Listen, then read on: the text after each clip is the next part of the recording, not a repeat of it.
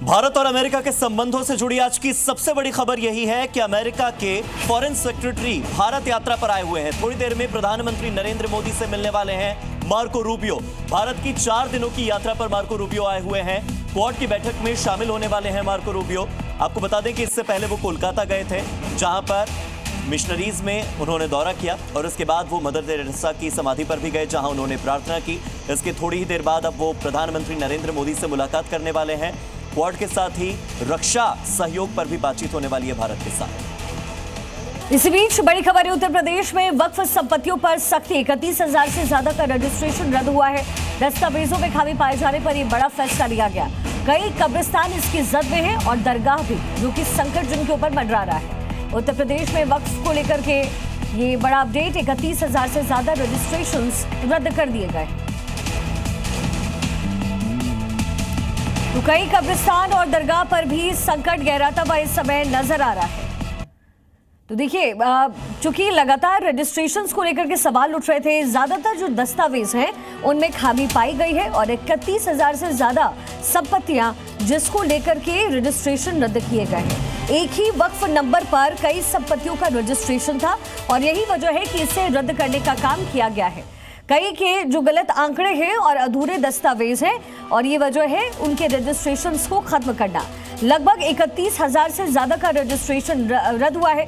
लखनऊ में सबसे ज्यादा रजिस्ट्रेशंस रद्द हुए हैं। और अब बात उत्तर प्रदेश की करते हैं, जहां पर बकरीद को लेकर के क्लियर गाइडलाइंस योगी सरकार ने जारी किया, जिसमें सड़क पर नमाज को लेकर के जो है एकदम स्पष्ट संदेश दिया गया है। लेकिन तब भी एक भाईजान ने योगी को चैलेंज करने की वहां पर कोशिश की और जिद की।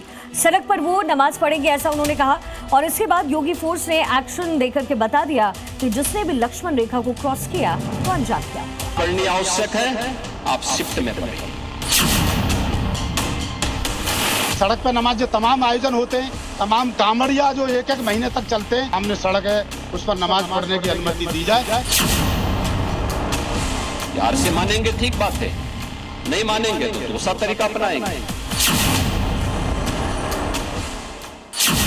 यूपी में सड़क पर नमाज नहीं होगी, ये योगी साफ साफ बता और समझा चुके हैं। बकायदा ये भी कह चुके हैं कि प्यार से मानेंगे ठीक है, नहीं तो दूसरा तरीका अपनाएंगे।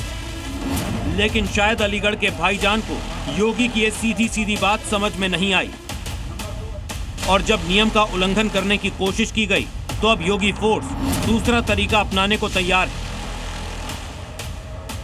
मामला अलीगढ़ का है, जहां ओवैसी के पार्टी के नेता ने योगी को चैलेंज करने की कोशिश की थी और ऐलान किया था कि सड़क पर नमाज पढ़ेंगे।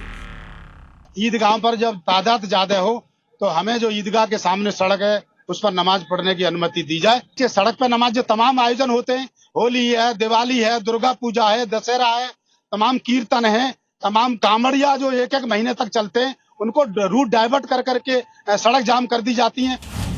साथ ही AIMIM के नेता ने कांवड़ और कांवड़ियों पर भी आपत्तिजनक टिप्पणी की थी।